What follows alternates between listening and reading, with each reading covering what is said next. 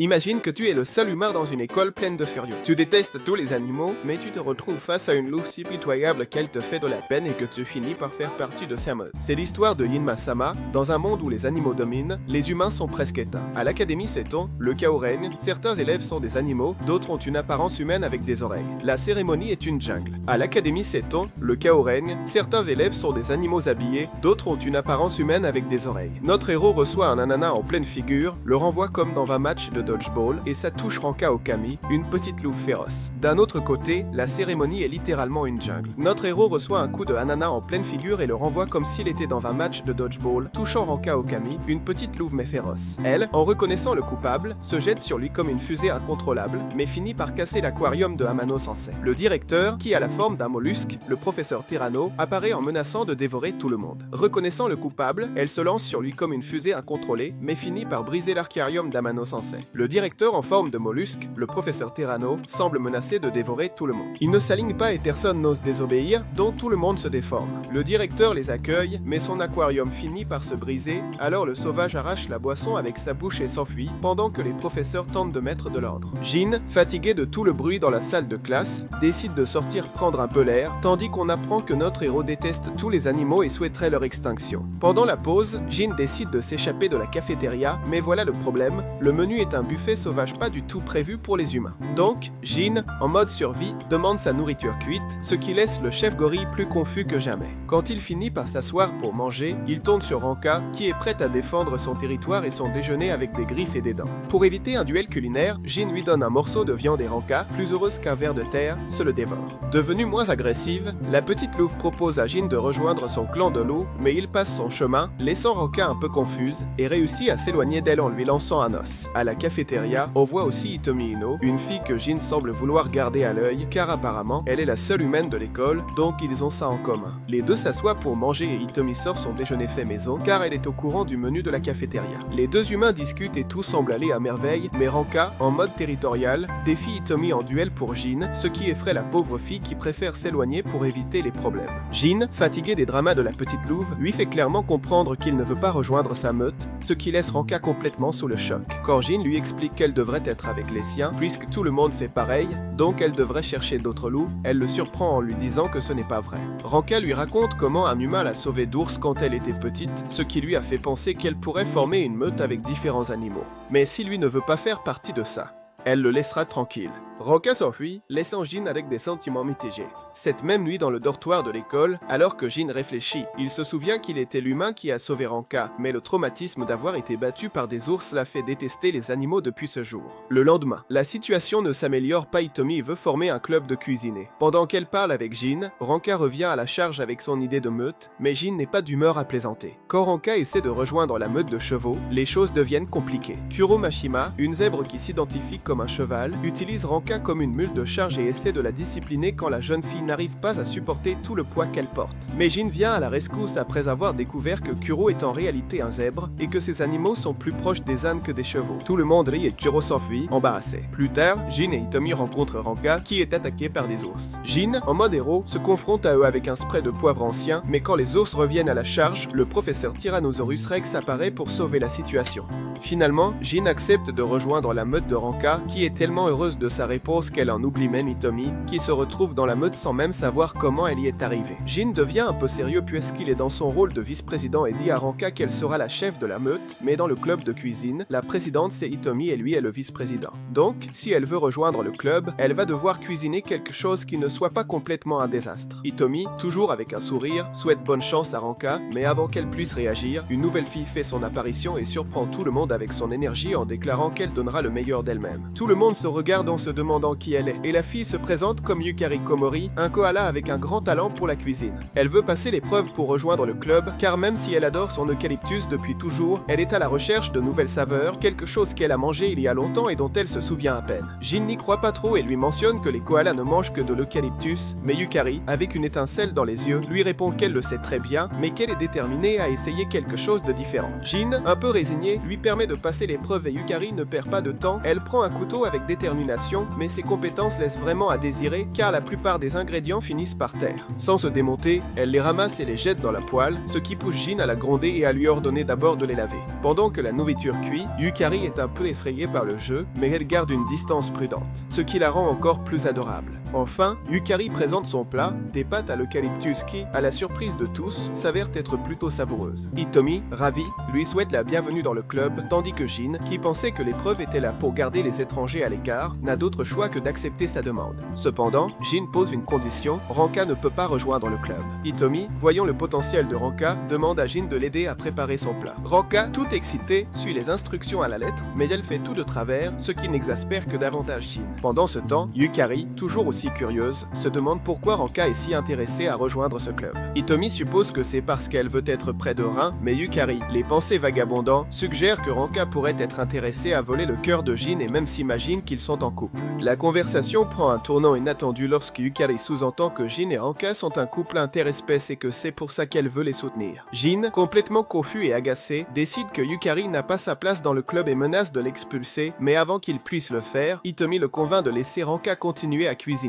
Jin, sans trop de conviction, dit à Ranka que si elle cuisine avec amour, tout aura meilleur goût, ce qui motive Ranka à donner le meilleur d'elle-même. Ce qui suit est un véritable chaos dans la cuisine. Ranka s'excite trop et finit par être un désastre monumental. Quand elle présente son plat, non seulement il a l'air terrible, mais l'odeur est indescriptible. Jin, le nez bouché, dit à Yukari que son premier essai a été un succès, mais que le deuxième consiste à manger le plat de Ranka, car dans ce club, il n'y a pas de place pour les difficiles. Alors que Jin lutte pour empêcher Ranka de le nourrir, Yukari, dans un acte de bravoure, goûte à sa nourriture et, à la surprise générale, elle découvre que c'est le goût qu'elle cherchait depuis si longtemps et sans hésiter, elle commence à manger de plus en plus. Yukari se souvient que les koalas ont des bactéries qui leur permettent de digérer l'eucalyptus toxique, quelque chose qu'ils obtiennent en mangeant l'eucalyptus non digéré directement du derrière de leur mère. Bien que l'information soit surprenante, cela ne l'arrête pas et elle continue de savourer le plat de Ranka. Au milieu du chaos, Ranka en profite pour mettre un peu de sa nourriture dans la bouche de Jin, ce qui le fait vomir. Yukari, pleine d'entrain, essaie de donner un peu de nourriture à Hitomi, mais celle-ci refuse sagement l'offre. Après ce désastre culinaire, Hitomi mentionne qu'ils ont besoin de plus d'ingrédients, mais le budget du club est au plus bas. Elle suggère qu'ils demandent des légumes au club de jardinage, car elle a entendu dire qu'ils en distribuent quelques-uns. Tout le monde est d'accord et juste au moment où ils se préparent à partir, une nouvelle fille fait son apparition. Yukari la reconnaît immédiatement comme Kurumi Nekome, la fille qui a remporté le titre de Miss Féminine pendant 3 années consécutives.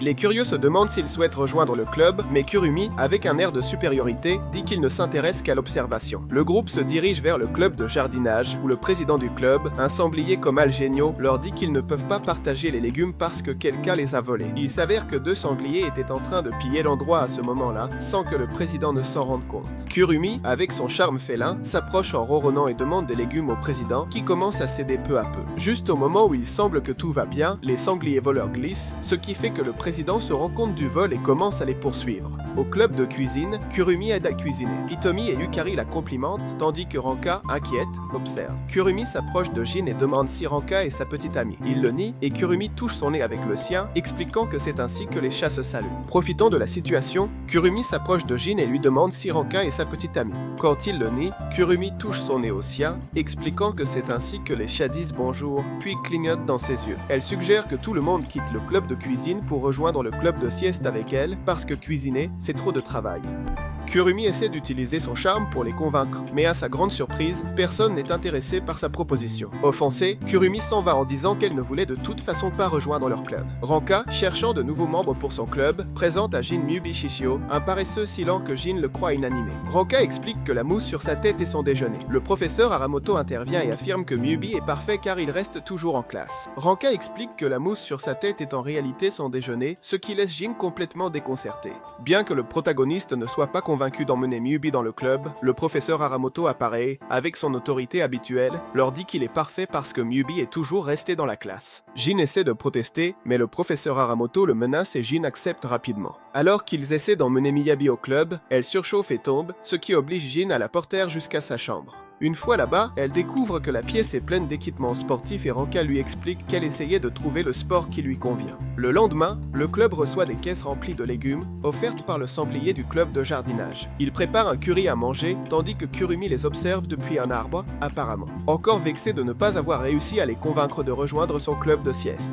Lors d'une réunion avec tous les étudiants, la présidente du conseil étudiant, Miki Adano, fait une annonce qui laisse tout le monde bouche bée, car les relations antinaturelles entre espèces sont interdites. Cependant, malgré l'avis des autres élèves, Jim pense que ce n'est pas une mauvaise idée. Mickey se retire, mais dès qu'elle arrive à son bureau, la situation prend un tournant inattendu, car la présidente se déshabillait. À notre grande surprise, Mickey est en réalité une fille rataupe qui dirige une armée de rataupes mâles qui considèrent les vêtements comme quelque chose de complètement déplacé. En fait, pour elle, c'est embarrassant d'être déshabillée par d'autres de leur espèce, et les rats fonctionnent selon une hiérarchie semblable à celle des abeilles, avec des rats ouvriers qui suivent les ordres de leur reine. Mickey, l'une des rates qui a été occupée à documenter les activités du club de cuisine, montre à Mickey une vidéo où ils décrivent tous les membres du club, sauf Jin et Ranka. La rate réalisatrice dit à sa reine qu'elle ne veut pas voir l'enregistrement de Jin et Ranka, mais la jeune insiste, donc elle finit par regarder une vidéo où la louve lèche le visage de notre protagoniste. En voyant cela, Mickey arrive à une conclusion farfelue, Jin essaie de former un harem multi-espèces. Déterminée à ne pas laisser cela se produire, elle envoie son armée de rataupes pour l'espionner.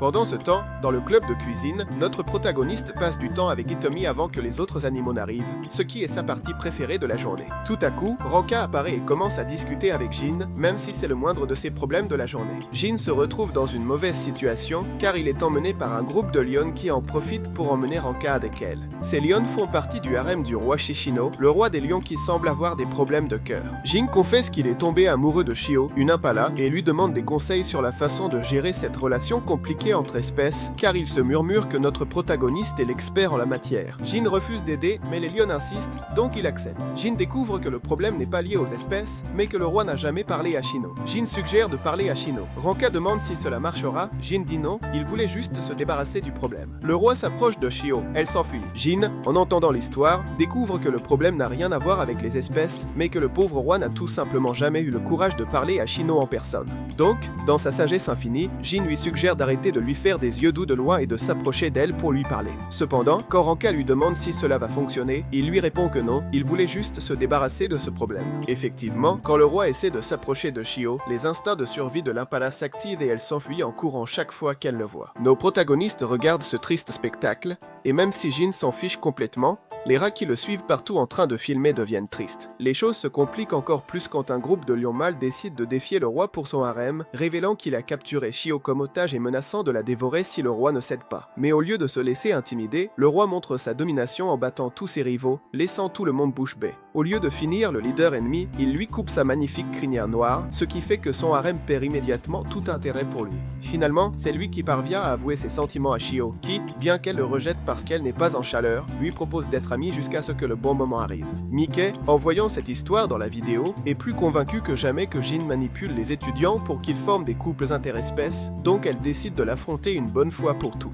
D'abord, elle l'invitait dans son bureau, mais comme Jin ne lui accorde pas la moindre importance, Mickey n'a d'autre choix que de mettre un peu de vêtements et d'aller le chercher. Les rataupes de Mickey tournent sur la chatte Kurumi et, dans un acte héroïque, se sacrifient pour que leur reine puisse arriver à temps à la réunion. Enfin, Mickey entre dans la salle du club et, avec un soupir de soulagement, se déshabille et ordonne à Jin de démonter le club de cuisine. Cependant, quand il se lance, dans un acte de bonté, il sauve les rataupes d'être dévorés par Kurumi. Mickey se rend compte qu'il n'y a peut-être rien d'antinaturel à être ami avec une autre espèce. Finalement, Mickey décide de s'en aller, mais elle laisse clairement entendre qu'elle continuera à surveiller Jin de très près. Ranka demande à notre protagoniste de quoi il s'agit, mais même Jin ne comprend pas ce qui vient de se passer. Après que King ait décidé de se débarrasser de sa crinière emblématique, le trône est devenu vacant et les mâles de l'école se sont lancés dans une lutte féroce pour le pouvoir. Tout le monde voulait obtenir le titre de roi de la meute et la compétition ne pouvait pas être plus excitante. Au milieu de ce chaos, une figure imposante et un peu nerveuse arrive à l'académie Aston, Feril Okami, la grande sœur de Ranka. Feril est énorme, puissante et dégage une aura qui la précède, mais malgré sa présence, elle est inquiète car elle s'apprête à retrouver sa chère petite sœur. Elle s'imagina juste la scène, une grande sœur énorme cherchant sa petite sœur au milieu du chaos scolaire. Feril, déterminée à retrouver Ranka, visite le club de cuisine où elle finit par retrouver sa sœur.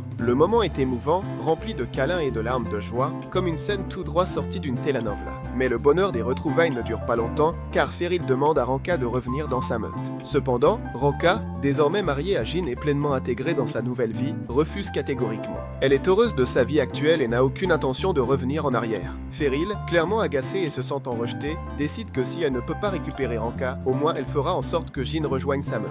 Pourquoi? Parce que c'est une façon de mettre la pression sur Ranka, mais les choses ne se passent pas comme Feryl espérait. Dans un tournant inattendu, Ranka, fatiguée par la situation, dit à Feryl qu'elle ne peut vraiment plus la supporter et, avec un cri de défi, la bête dans un combat épique. On dirait que Feryl a trouvé son rival Ranka et le combat était digne d'applaudissements. Fatiguée des conflits, avec King, elle décide de se concentrer sur le club, trouvant un peu de paix. Malgré le drame à l'école, Feryl, humiliée par sa défaite, fait face à un défi. Yena Madarava, une jeune hyène courageuse, la défie. Feryl, encore en convalescence, choisit de l'ignorer, mais Yena persiste. La défaite de Feryl se répand parmi les jeunes lions, incitant certains à défier Jin. Cependant, Feryl, encore en train de se remettre de sa récente défaite, décide de l'ignorer, mais Yena ne se laisse pas décourager. La nouvelle de la défaite de Feryl se répand rapidement parmi les jeunes lions, et certains d'entre eux décident que c'est maintenant leur tour de s'attaquer à Jin. Ils sont déterminés à prouver qu'ils peuvent faire ce que Feryl n'a pas réussi, mais avant qu'ils ne puissent agir, Yena bat tous les lions dans une confrontation impressionnante.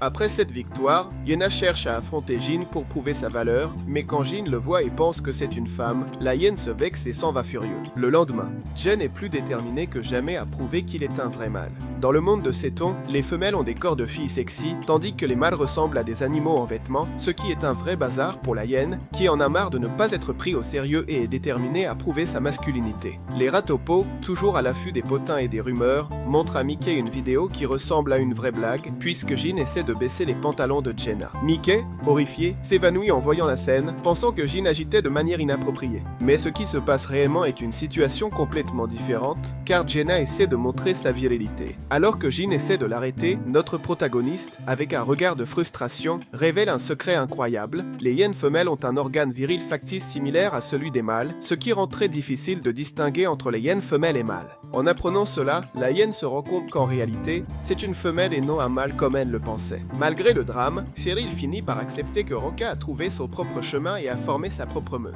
Bien qu'elle garde encore du ressentiment envers Seiya, elle peut au moins reconnaître que Ranka est heureuse dans sa nouvelle vie. Pendant ce temps, Yena revient auprès de sa famille et leur dit qu'elle a accepté son identité en tant que femelle. Sa famille, soulagée et heureuse qu'elle ait enfin trouvé la paix avec sa véritable identité, lui offre un uniforme féminin qu'ils avaient gardé et son frère lui fait même une nouvelle coupe de cheveux. Avec tous ces changements inattendus, Jenna est un peu confuse et décide de revenir à s'appeler Macho comme une façon de s'accrocher à son ancienne identité tout en essayant de s'adapter à son nouveau moi. Le jour du championnat scolaire approche à grands pas et Ranka est déterminé à ce que le club de cuisine participe, mais à sa grande surprise, presque tous les membres du club, sauf Miyubi, refusent de concourir. Ils doivent donc se retrousser les manches pour convaincre tout le monde de se joindre au défi. Et pendant qu'ils s'entraînent intensément, ils aident aussi les Ratopo à construire un terrain de sport, ce qui semblait être une bonne idée, mais Majubi est plus une source de tracas qu'une aide, s'évanouissant à chaque instant et retardant tout. Cependant, même si l'énergie de Miyubi est plutôt basse, sa présence a un effet surprenant car les Ratopo, au lieu de se sentir démoralisés, s'inspirent de la détermination de la fille paresseuse et lui souhaitent bonne chance pour le championnat scolaire, ce qui rend la paresseuse heureuse. Inspirés par le dévouement de Miyubi, Hitomi et Jin décident de se joindre à la compétition, même si Jin est sûr qu'ils vont perdre le festival d'ouverture. Et pourtant, tout n'est pas facile pour le club de cuisine. Kuroa, la zèbre, qui est maintenant amie avec les ânes, défie l'équipe car l'un des prix de la compétition est que le groupe de joueurs de cartes de Kuro obtiennent leur propre salle. Mais Yukari, avec un sourire ironique, fait remarquer que l'équipe des ânes n'a pas assez de membres pour concourir, donc ils sont disqualifiés avant même de commencer. Mais quand Miyubi arrive sur le terrain, elle peut étonnamment courir à une vitesse normale. Bien que Ranka se demande ce qui s'est passé, elle attribue le changement à un excès d'énergie dû à l'entraînement. Cependant, on découvre rapidement que Miyubi est vraiment enrhumé et que son augmentation de rythme cardiaque n'était qu'une illusion temporaire. Malheureusement, Miyubi s'évanouit immédiatement et sans Miyubi, le reste de l'équipe décide de concourir pour l'honneur de leur ami. Malgré leur détermination, le club de cuisine fait face à une rude concurrence. Ils perdent tous les tests du matin, incapables de surpasser d'autres espèces, en particulier le leader chimpanzé, la trompeuse Panzaruama, qui utilise des outils pour gagner. Pour l'après-midi, l'équipe est en difficulté à cause du manque de membres, alors Jin prend une décision sage et permet aux ânes de rejoindre son équipe. Ces ânes, inspirés par l'histoire de Napoléon traversant les Alpes sur l'un d'eux, gagnent facilement la course à pied sur une montagne enneigée. Plus tard, Yukari surprend tout le monde en gagnant le bras de fer contre les gorilles avec sa puissante prise de koala, ne laissant aucune chance à ses adversaires. Pour sa part, Jin remporte l'or dans la course de résistance, prouvant que les humains sont les mammifères les plus endurants. Lors de la course de natation, les chimpanzés, dans un acte de pure méchanceté, donnent un médicament à Hitomi pour qu'elle ne puisse pas concourir, mais il n'y a pas de quoi s'inquiéter, car Mubi, qui sait en réalité très bien nager, prend la place d'Hitomi. Bien qu'au début elle soit en tête, Pan ne reste pas en arrière et utilise un bateau pour presque noyer Mubi. Le public, qui est devenu complètement fan de Mubi, commence à l'encourager à fond. Malgré les difficultés, Mubi parvient à terminer la course juste avant de s'évanouir. Enfin, la dernière épreuve arrive, une course à travers la jungle. Ranka, avec une détermination féroce, se lance sur la piste. En chemin, elle donne une leçon à Pan, lui avertissant de ne plus jamais oser blesser un autre membre du club de cuisine. Ranka franchit la ligne d'arrivée en première position, assurant la victoire pour le reste de son club, et le club de cuisine remporte le championnat et la journée de plein air. En signe de gratitude pour l'aide des ânes, ils décident de leur permettre d'utiliser une partie de la salle de leur club. Une fille panda nommée Mei Mei emménage, et tout le monde est excité. Les étudiants réalisent des tâches pour l'accueillir, et Jin doit construire seul un étang en bambou. Il est clair dès le début que Mei Mei est une véritable célébrité, habituée à être le centre de l'attention et à ce que tout le monde la satisfasse. La panda arrive enfin accompagnée de son représentant, un homme panda rouge nommé Fen Feng. Dès la première minute, il est clair que Mei Mei est une célébrité. La panda est accueillie par les enseignants qui ne gagnent apparemment pas beaucoup car le directeur ne peut pas se permettre un nouvel étang. Feng Feng les avertit qu'ils n'ont pas encore choisi l'école, donc Mei Mei est en mode visite pour voir si l'école est idéale pour elle car elle remarque que le bambou n'est pas celui qu'elle mange. Nikkei, la présidente du conseil étudiant, lui souhaite la bienvenue mais Mei Mei lui ordonne de l'amuser. Feng Feng les a informés qu'ils ne s'étaient pas encore décidés pour l'école, donc Mei Mei est en mode visite jusqu'à ce qu'ils voient tous les deux si l'école est idéale pour elle, ce qui ne semble pas être une tâche facile, car dès le début, la panda remarque que le bambou qu'ils ont n'est pas celui qu'elle mange. Nikkei salue, mais la panda impolie demande de l'amuser. Malgré la pression, elle plaisante. Plus tard, Mei Mei se promène et King, déprimé, ressent un œuf. Mais malgré la pression des autorités, elle fait une blague, seulement pour découvrir que la panda a disparu et qu'elle explore l'école toute seule. Plus tard, alors que Mei Mei se promène dans l'école avec une attitude de diva, King, qui était tout déprimé, ne peut s'empêcher de ressentir un nœud à l'estomac en voyant Shio s'amuser avec une autre impala. La tristesse de King est palpable, et pour couronner le tout, l'arrivée de Mei Mei ne fait qu'aggraver son humeur, car sans demander la permission, la panda lui coupe la chevelure et se fabrique sa propre perruque. Pouvoir passer inaperçu. Mais revenons à Mei Mei. La fille panda, pas satisfaite de sa nouvelle vie, décide d'explorer l'école à sa manière et la première chose qu'elle fait, c'est de s'infiltrer dans le club de cuisine. Là, avec un culot digne d'une reine, elle mange tous les dumplings que Jin allait préparer sans même y penser deux fois. Quand elle révèle enfin qu'elle est la nouvelle panda de l'école, la nouvelle se propage comme une traînée de poudre. Les élèves sont fascinés par la nouvelle étoile et ne peuvent s'empêcher de faire des yeux doux à Mei Mei, mais Jin, le courageux leader du club de cuisine, ne se laisse pas impressionner. En fait, ce qu'il fait, c'est de la sortir de sa cuisine immédiatement. Mei Mei n'avait jamais été traitée de cette façon auparavant, elle se sent gênée et confuse. Déterminée à ne pas se laisser abattre, elle insiste pour que Jin lui prépare plus de nourriture, mais il refuse et Fen Feng lui fait remarquer que dans son pays, stresser un panda est un délit passible de la peine de mort. Pourtant, notre héros ne se sent pas du tout intimidé. Déterminée à obtenir ce qu'elle veut, Mei Mei décide de soudoyer Yukari, Miyubi et Ranka pour qu'elle l'accepte dans le club. Cependant, Jin reste ferme dans sa position et la traite comme une gamine, lui exigeant de cuisiner et de nettoyer par elle-même. Feng Feng, le représentant de Mei Mei, essaie de nettoyer le désordre que sa protégée a laissé, mais Jin, avec une attitude implacable, lui dit que chacun doit nettoyer son propre bazar.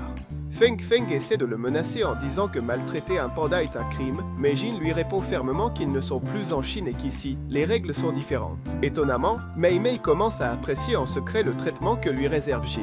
C'est comme si, au fond, ça lui plaisait qu'on lui crie dessus. Pour résoudre le problème et trouver un moyen d'expulser Mei Mei, Jin décide qu'il a besoin de la permission de tous les membres du club, y compris Kurumi. Kurumi est une chatte qui, comme tous les chats, a un caractère imprévisible et réagit négativement aux étrangers. Pour que Kurumi se sente à l'aise, Jin décide de mettre Mei Mei dans une cage et, étonnamment, Mei Mei semble aussi apprécier cela. Le lendemain, la panda se réveille et découvre qu'on lui a laissé une couverture des rataubes sur le sol comme un cadeau. C'est un grand geste de la part de Kurumi, même si la chatte reste un mystère, le fait que Mei Mei ait reçu un cadeau indique que quelque chose est en train de changer. La panda est finalement acceptée dans le groupe, même si Kurumi continue à jouer au chat et à la souris, alternant entre lui montrer beaucoup d'affection et l'ignorer complètement. Les autres membres du club lui expliquent que c'est comme ça que Kurumi est et qu'elle doit s'y habituer. Ranka, avec toute la patience du monde, explique à Mei Mei que pour rejoindre la meute, elle doit lécher la bouche du leader. Confuse, Mei Mei va lécher Jin, pensant qu'il est le mâle dominant, mais quand elle se rend compte de son erreur et réalise que Jin n'est pas le leader, elle se fâche et se sent complètement flouée. Pour se détendre un peu, toutes les filles décident d'aller aux sources chaudes de ce ton, un projet que Jin a construit avec beaucoup d'efforts. Là, on révèle que c'est Jin qui a donné la couverture à Mei Mei. Pendant ce temps, King, qui s'est rasé pour un look plus frais, ne peut s'empêcher de se sentir jaloux en voyant Shio devenir de plus en plus affectueuse avec l'Impala. Plus tard, Yena, avec la confusion qui règne dans son esprit sur la façon de se comporter en tant que femme, décide que le meilleur moyen d'apprendre est d'observer Hitomi, qu'elle considère comme l'incarnation parfaite de la féminité à l'école. L'idée est bonne, mais il s'avère que la méthode d'observation n'est pas aussi efficace que je le pensais. Pendant ce temps, à l'école arrive Teru Hanamitsu, un petit et charmant blaireau de miel qui a le ferme désir de rejoindre la meute de Feril, qui est resté dans le coin pour surveiller sa sœur cachée, même si ça ne fonctionne pas très bien pour elle. Cette meute, dirigée par la formidable louve Feril, est connue pour sa sélectivité et son exclusivité. Feril, qui a prouvé être une leader implacable, n'accepte que Ranka dans son groupe, laissant Teru le cœur brisé. Déterminée à prouver sa valeur et à gagner une place dans la meute, Teru défie Ranka et se met à courir pour l'affronter, mais elle se laisse distraire par un oiseau et notre louve préférée ne se rend même pas compte qu'elle a une ennemie. De retour à l'école, Jena continue d'essayer d'imiter Hitomi, mais ses efforts ne sont pas vraiment un succès éclatant. Au lieu de paraître plus féminine, Yena finit par avoir l'air encore plus masculine. Hitomi, voulant aider, l'emmène au club de cuisine, où Jin, connu pour son attitude critique et son esprit perfectionniste, ne manque pas une occasion de faire des commentaires sur tout ce qu'il voit. Dans un effort pour aider, Yukari suggère que Hitomi agisse comme Yena pour voir si cela aide Yena à trouver son chemin. Cependant, l'idée s'avère être étonnamment stimulante pour Hitomi. Pendant ce temps, Teru revient sur le champ de bataille et exige un affrontement avec Ranka, mais pleine de courage inattendu, elle projette Teru contre le mur, montrant sa force. Malgré la dureté apparente du coup, Teru semble aller parfaitement bien grâce à sa peau de blaireau de miel qui la rend résistante aux blessures, donc ce qu'elle manque en compétences de combat, elle le compense par sa capacité à encaisser les coups. Sans broncher. Un des loups de Feril lui dit qu'il se laisse attaquer par Ranka, mais la petite blaireau se laisse à nouveau distraire par un oiseau et le suit en espérant trouver un peu de miel, sans se rendre compte que là où il y a du miel, il y a généralement des ours. Finalement, la jeune Yena apprend les astuces pour devenir une femme et embrasse sa féminité, montrant à ses amis de quoi elle est capable, mangeant des os comme si elle était une dame. En tant que hyène, elle expulse les déchets non comestibles. Enfin, elle pense qu'elle n'y arrivera jamais. Fatiguée d'intégrer un rôle qui ne lui va pas, Yena décide d'embrasser sa vraie nature. Avec énergie, elle bat les lions qui intimidaient Teru, prouvant que rester soi-même est la meilleure façon de réussir. Fatiguée d'essayer de s'intégrer dans un rôle qui ne lui va pas, Yena finit par décider d'embrasser sa véritable nature masculine. Avec une énergie renouvelée, elle bat les lions qui intimidaient Teru, prouvant que rester soi-même est la meilleure façon de réussir. D'un autre côté, Ranka refuse de se battre et Yena décide de défier Teru à sa place. Pendant la compétition, Teru utilise son gaz nauséabond comme une arme secrète, ce qui entraîne une défaite écrasante pour Ranka. Feril défend sa sœur en frappant Teru. Teru aime la douleur et veut rejoindre la meute. Beryl accepte Teru. Cependant, quelque chose d'inattendu se produit, car Teru, en ressentant de la douleur pour la première fois, découvre une étrange satisfaction dans cette sensation et décide de demander à nouveau à rejoindre la meute. Beryl, voyant le bonheur de sa sœur d'avoir Teru comme membre, finit par accepter le blaireau de miel, même si par nature, elle n'accepte rien d'autre que des lots. Yena, de son côté, se sent libérée et heureuse de retrouver sa véritable personnalité masculine. Elle rentre chez elle et dit à son père et à son frère qu'à partir de maintenant, elle s'identifie à nouveau comme un garçon. Sa famille accueille la nouvelle avec une étonnante tranquillité, car ils savent ce qui la rend heureuse. Pendant ce temps, le drame à l'école continue. La proximité de Yena avec Hitomi provoque une vague de jalousie. Engin, qui se sent menacé par la tension que Hitomi fait peser sur Yena, envisage de l'affronter pour son affection. Dans la cour, elle accueille un nouveau membre dans sa bande, qui se sent super acceptée et heureuse, mais tout de même distraite par tous les oiseaux qui volent autour d'elle. Dans un autre coin de l'école, King devient un héros inattendu en protégeant Shio du harcèlement des garçons sangliers. Shio, ému par le courage de King, finit par admettre ses sentiments pour lui. Cependant, King interprète cette déclaration comme une invitation à quelque chose de plus, juste pour recevoir un coup de pied au visage lorsque Shiro lui fait comprendre que malgré ses sentiments, il n'est pas encore en chaleur. Peu après, la classe de Jin reçoit une nouvelle excitante, ils vont voyager à la prestigieuse académie de la mer de ce temps. L'excitation est à son comble et tout le monde est prêt pour une aventure épique dans l'académie la plus célèbre pour son excellence en spectacles aquatiques et en natation. Jin remarque que l'école est en gros un paquebot de luxe et prend le voyage scolaire comme s'il s'agissait de vacances romantiques qui lui permettront de se rapprocher de Hitomi. À leur arrivée, les étudiants rencontrent Shira Unikana, une adorable baleine beluga qui est sur le point de les accueillir. Cependant, le spectacle de Kana ne s'avère pas aussi impressionnant qu'elle l'espérait. Elle s'enfuit, gênée, et au lieu de montrer son potentiel, elle se met à se cacher. Selon les standards de beauté, Kana nous est présentée comme une baleine aux corps élancés, au lieu de quelque chose de plus conforme à son espèce. Ranka se sent triste pour la petite baleine, mais ce n'est pas le problème de Jin et il s'en fiche complètement. Mais tout à coup, il réalise que c'est l'excuse parfaite pour se débarrasser de la louve et rester seul avec Hitomi,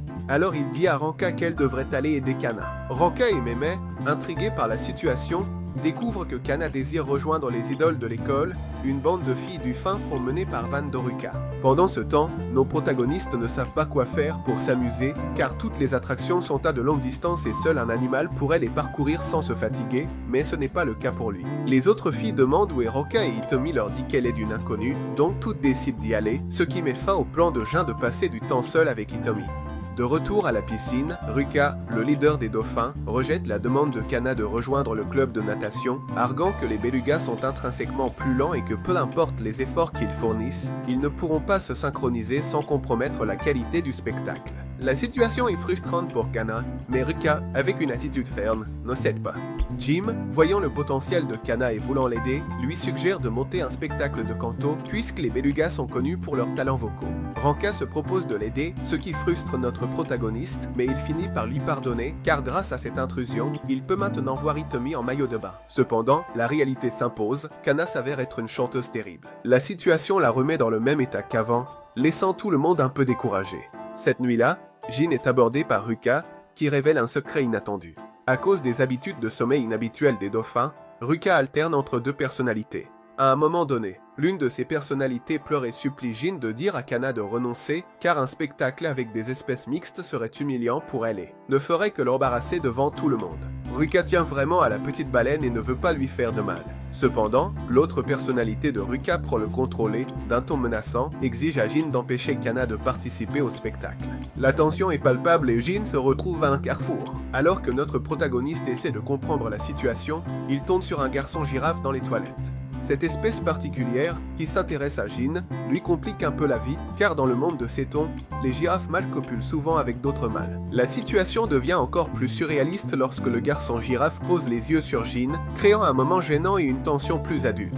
De retour chez lui, après s'être débarrassé de la tension avec la girafe, Jin croise Ranka et Kana, qui discutent avec animation. Kana, inquiète du manque de synchronisation entre les espèces dans l'eau, partage ses craintes, mais Ranka, toujours optimiste, a confiance que le plan de Jin va fonctionner, citant le succès qu'il a eu en faisant travailler ensemble les filles du club de cuisine. Se sentant coupable de ne pas avoir aidé Kana de la meilleure façon, Jin réalise que Kana a essayé de chanter avec la bouche, alors que les belugas utilisent en réalité une qualité nasale spéciale sur le dessus de leur tête pour chanter. Avec cette nouvelle information, Kana et le club de cuisine se préparent à monter un spectacle impressionnant. Le grand jour arrive et le spectacle commence. Kana, avec l'aide du club de cuisine, chante une belle chanson qui résonne dans la qualité nasale de Ruka. Ce moment émouvant fait réaliser à Ruka que sa part émotionnelle veut aider Kana plus que jamais. Les deux personnalités de Ruka s'unissent dans un acte de coopération, et elle ainsi que les autres dauphins rejoignent le spectacle, avec Kana à leur tête. Le spectacle s'avère être un succès retentissant et Kana est enfin invitée à rejoindre le club de natation. Reconnaissantes, les filles disent à nos protagonistes qu'ils sont les bienvenus quand ils veulent revenir, mais Jin ne veut rien entendre à ce sujet. Le voyage scolaire se termine et enfin notre protagoniste a l'occasion de passer un moment seul avec Hitomi sur la plage. Jin est sur le point de confesser ses sentiments à Hitomi, mais il est interrompu de manière dramatique lorsque le garçon girafe le trouve et le remarque. Continue le long de la plage.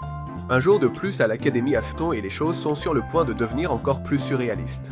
Mei Mei, toujours à la recherche de nouvelles amitiés, croise une fille de 3e, nerveuse, nommée Manako Kagami. La première fois que Manako voit Mei Mei, elle panique et se frappe la tête jusqu'à s'évanouir. Jin, calmement, dit que c'est normal pour les troisièmes qui se frappent là. Jin, avec son habituelle froideur, commente que ce comportement est normal chez les troisièmes qui se frappent la tête jusqu'à en mourir quand ils sont stressés. Mei Mei, surprise, demande à Jin ce qui est si stressant chez elle, et Jin, avec un ton un peu sarcastique, lui répond que tout dans le groupe est stressant et qu'il peut parfaitement comprendre pourquoi Manako se sent si accablée chaque fois qu'elle la voit, même s'il ne veut pas admettre que sa présence soit si perturbante. Mei Mei décide de faire un effort pour se faire amie avec Manako. La pauvre fille de troisième, se sentant si heureuse avec sa nouvelle amitié, essaie à nouveau de se frapper la tête, car c'est la seule façon qu'elle connaît pour gérer ses émotions, qu'elles soient positives ou négatives. Mais Mijubi intervient à temps, l'encourageant à surmonter ses instincts d'autodestructeur. Pendant ce temps, Shio se confie à King, lui révélant qu'elle est enfin en chaleur et qu'elle est prête à être avec lui, mais elle a une condition, King doit d'abord rencontrer ses parents. Dans un autre coin des Assetons, Mick envisage de démissionner de son poste de présidente du conseil des étudiants, mais le destin en décide autrement, car un typhon inonde les tunnels souterrains de l'école, obligeant les espèces qui y vivent à partager des dortoirs avec celles qui sont à la surface. Cette situation est un véritable désastre pour Jin, qui se retrouve obligé de côtoyer plus d'animaux qu'il ne le souhaiterait, et chaque fois qu'il le peut, il se rappelle de la haine qu'il éprouve pour eux tous. La colocataire de Hitomi est Toshinohana. Nikki transforme la chambre de Jin en bureau. Elle demande à Jin de la remplacer comme président du conseil. Jin imagine éliminer les animaux pour faire de l'institut un lieu pour humains, où lui et Hitomi vivraient heureux. Elle demande à notre protagoniste s'il est intéressé à la remplacer en tant que présidente du conseil, étant donné qu'il peut coopérer avec plusieurs espèces. Jin, dans son esprit, commence à fantasmer sur l'idée d'utiliser ce pouvoir pour se débarrasser de tous les animaux et transformer l'institut en un lieu réservé aux humains où lui et Hitomi peuvent vivre heureux. Malheureusement, Jin ne se rend pas compte qu'il dit tout cela à voix haute, ce qui pousse Mickey à retirer rapidement son offre. Plus tard, la situation devient encore plus chaotique. Tous les élèves de l'école, affectés par le typhon et le désordre qu'il a causé, se tournent vers Mickey à la recherche d'aide. Plus tard, la situation devient encore plus chaotique. Tous les élèves de l'école, affectés par le typhon et le désordre qu'il a causé, se tournent vers Mickey à la recherche d'aide. Elle, dans sa chambre, devient la sauveuse, résolvant chacune des préoccupations qui lui sont présentées. Jin a remarqué que Mickey travaille avec plus d'espèces et qu'elle se lie aussi d'amitié avec elle.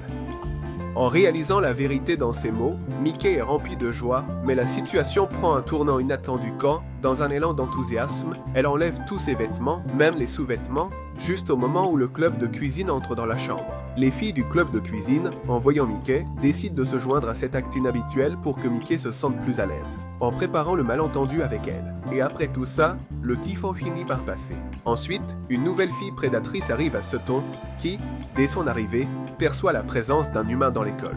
Pendant ce temps, les parents de Shiu, apparemment impressionnés par le courage de King, décident de lui faire confiance, mais seulement s'il participe au célèbre tournoi des Impala. L'arrivée d'Anna Netanyahu à Asseton marque le début d'une nouvelle série d'événements inattendus.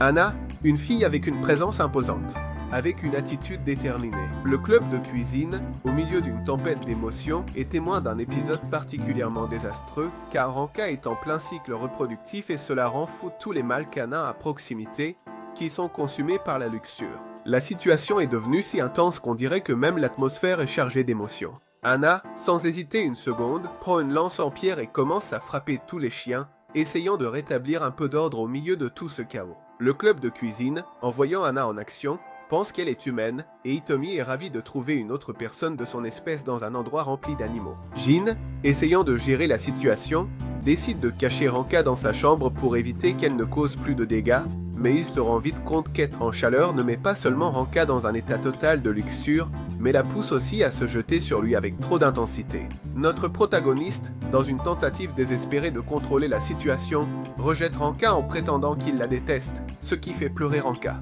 Plus tard, Anna s'approche de Jin et lui révèle qu'elle s'intéresse à lui, mais notre protagoniste, mal interprétant ces mots comme une déclaration d'amour, décide de la rejeter, ce qui met Anna encore plus en colère. Alors qu'elle se remet de son rejet, Hitomi trouve Anna évanouie de faim et, avec sa générosité habituelle, lui donne de grandes quantités de viande. Dans une conversation sincère, Ranka confie à Anna qu'elle traverse des problèmes avec son petit ami humain. Anna, avec sa perspective unique, lui conseille de le quitter, arguant que les humains ont été responsables de l'extinction de nombreuses espèces. Mais Ranka, découragée et confuse, décide de confronter Jin pendant que San observe, espérant que cette confrontation mettra fin à la dissolution de son groupe. Quand Ranka confronte Jin, Il admet que les humains sont vraiment cruels et menteurs, mais il révèle que son rejet envers elle n'avait pas été sincère.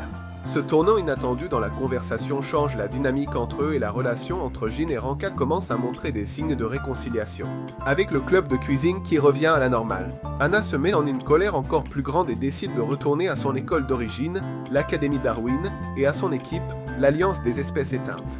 À l'Académie Darwin, Anna informe son équipe de son échec à ce ton et assure qu'elle a ce qu'il faut pour accomplir sa mission, l'extinction totale de la race humaine.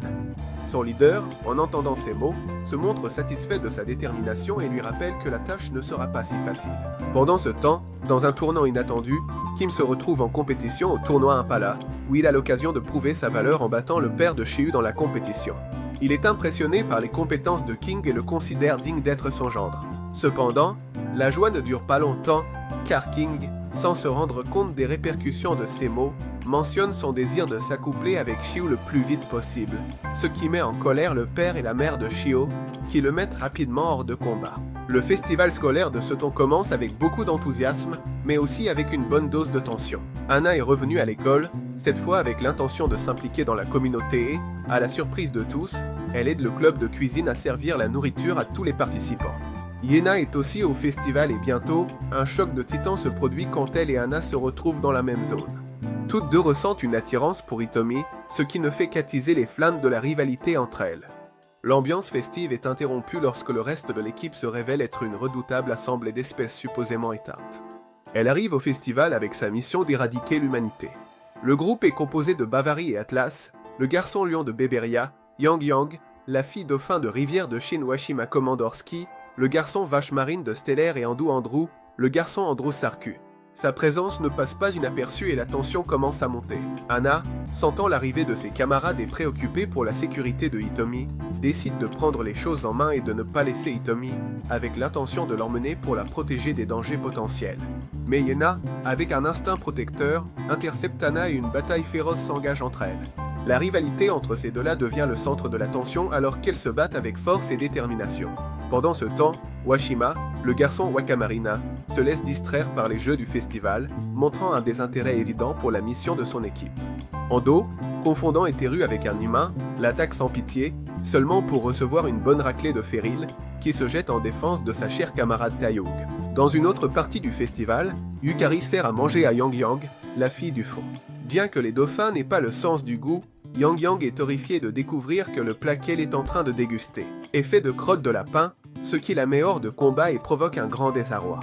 Le chaos continue lorsque Babary, le puissant garçon lion, capture Jin et est sur le point de mettre fin à ses jours. Cependant, Kim et Shio arrivent à la rescousse, affrontant Babary avec bravoure. Babary se moque de l'amour de King pour Shio et la gifle, provoquant la colère de King qui le bat après que Jin les distrait en signalant que les lions de Beberia ne sont pas vraiment éteints. Cependant, Kim et Shio arrivent à la rescousse, affrontant Babary avec bravoure. Babary se moque du amour de King pour Shio et le gifle, ce qui provoque la colère de King qui le bat après que Jin les distrait en signalant que les lions de Beberia ne sont pas vraiment éteints.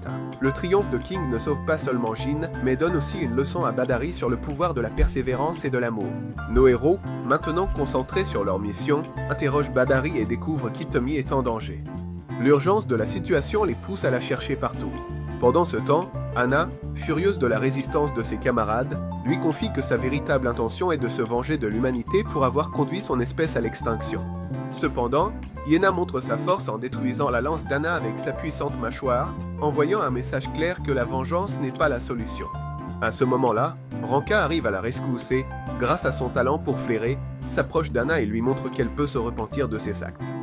Son intervention et ses mots de repentance poussent Anna à remettre en question sa propre mission et lui donnent un aperçu d'espoir. Qu'elle pourrait faire ce qui est juste.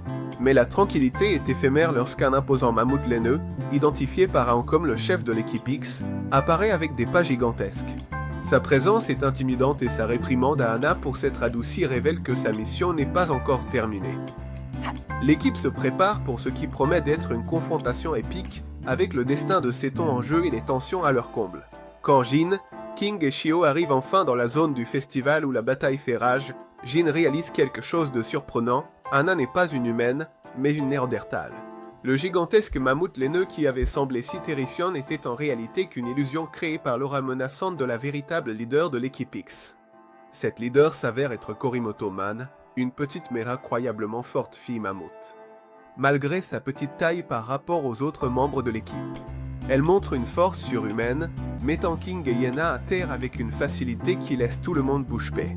Les coups qu'ils portent sont dévastateurs et les deux sont immédiatement mis hors de combat, sans possibilité de se remettre rapidement. Jin, réalisant qu'il a besoin d'une stratégie pour neutraliser Korimoto, décide d'utiliser un truc pour gagner du temps et renverse le sac de billes de Shiu sur le sol, sachant que les éléphants, y compris Korimoto, ont tendance à éviter de marcher sur de petits objets. Ce mouvement parvient à ralentir Korimoto temporairement, donnant à Jin l'occasion de proposer un combat de boxe entre Korimoto et Ranka, qui accepte le défi sous certaines conditions. Korimoto garde Hitomi en otage et propose de la libérer si elle perd le combat, mais avertit qu'elle se vengera de Jin et d'Hitomi si elle sort victorieuse. Feryl, avec une loyauté inébranlable envers ses amis, se propose de prendre la place de Ranka, mais Ranka est déterminée à affronter Kurimoto personnellement.